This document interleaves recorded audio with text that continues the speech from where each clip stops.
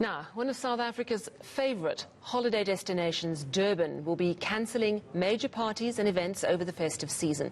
That's in a bid to help curb the spread of the virus. Currently, KwaZulu-Natal accounts for 18% of the country's active COVID infections. I think that's third after the Western and Eastern Cape. KwaZulu-Natal Premier Sihle Zikalala joins me now. Good evening, Premier. Thank you so much. I just want to know, how concerned are you about a second wave in your province, bearing in mind that we're seeing real problems in the Eastern and Western Cape, but you're certainly not as high as them at this stage? Thanks for having us, and thanks to the viewers of your program. As KwaZulu-Natal, we are seriously concerned with the numbers that keeps increasing. Though we cannot say we are at a level that is highly worrying, but we would not want to get to that level again. We suffered before, and the second wave should be prevented. It is because of that and because of understanding the regulations. With the regulations in saying or imposing restrictions on convening big events which will be attended by more than 500 people, who have taken a decision that we're not going to have any big activity, and we will encourage people to enjoy themselves either in their homes or in small events where they will be able to apply measures that will help to ensure that there is no spread of COVID-19. So, Premier, does this apply across the whole of KwaZulu-Natal? Well, of course, it applies throughout KwaZulu-Natal, and it is one of those decisions we had to take to prevent and to protect the people of the province. All right. Is this immediate, and until when?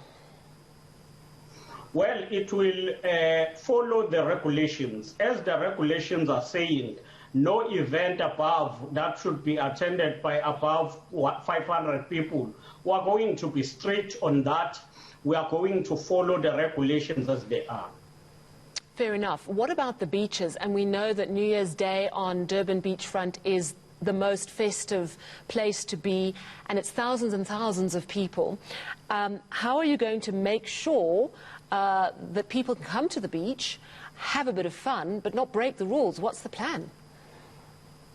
Well, with regard to the beach, it will be impossible to stop the people from going to the beach, but we would want people who goes to the beach to take this serious. And before they leave, they should ensure that they go through a screening, and then they can then leave in their taxis or in their cars to the beach. But we will continuously implore on our people to also cooperate and ensure that they stay safe and follow the guidelines that are that have been put in place. Just explain to me how the screening will work. Are you reliant on the people who are transporting those to the beach to do the screening, or are you saying they will be screening at the beaches? No. We are relying on the people who will be transporting, and therefore we are working with the taxi industry to promote safety and to ensure that all those who are commuters are protected, but also they are screened when they take long trips. And therefore, in this regard, people who will be coming to the beaches should be screened. We do know that a temperature is not always an indicator that you don't have the virus. We have seen how busy the Durban beach in particular gets. Surely it's still going to be very possible that event on the beach could be its very own super spreader event. Aren't you concerned about that? We are concerned about that, and we are equally taking into cognizance that fact, and that's why we will be guided by the National Command Council on what to do with such open places which attract many people. I see. Are you expecting some guidance tonight from the President on activities around beaches and that sort of thing?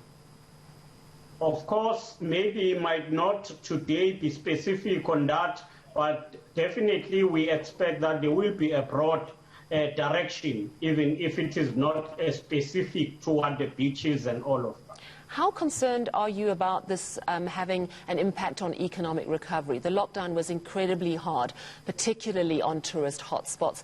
This is an opportunity to make some money back. But if the restrictions are too tough, people are either going to stay away or they just simply won't spend because they're not going out much. Yes, we are very concerned, and we would want to balance life and livelihood.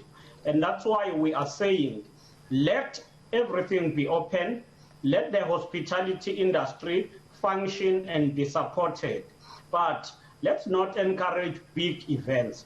Let's encourage people going to hotels, enjoy themselves, stay in hotels and holidays with their families. That will be accepted. What we cannot afford to do is to have big events, as it has been proven that COVID-19 spread much through the big events. Yeah, that's so true. So, Premier, are you saying that people will definitely be allowed to travel across the borders? There's going to be no restriction on people, say, coming from Johannesburg who want to go to Durban this festive season? Unless that comes from the National Command Council, from the President, but from our side, we are not planning that. And we think that if it is a need, there is a need for that, that should come from national. We're just talking about areas where we are responsible, and we will ensure that we enforce the restrictions as expected. Have you found the people of KwaZulu-Natal generally ignoring the many appeals to apply social distance, wear their masks? Not really. In many cases, they are observing the restrictions and the protocol, and we will want to thank them. Yes, in some cases, you will find few people there and there not following the restrictions and the protocols, and we continue to guide them and to engage them to follow the same. Thank you so much for your time this evening. That is KwaZulu-Natal Premier Sihle Zikalala. A bit of a preemptive strike, just saying that those big gatherings, those big public gatherings are not happening, the concerts, etc. And a reminder, really, that we are still under level lockdown 1. And those big gatherings, he said, should not go ahead. But still concern, really, and not a solution, I think, on what we're going to do on the beaches. However, we know from Professor Salim Abdul Karim that the virus dies quite quickly in sunlight. So that might be one way of mitigating the risks on the beach. But we're going to be speaking to him later this evening, so we'll certainly ask him about what we're going to do about our beaches this holiday season.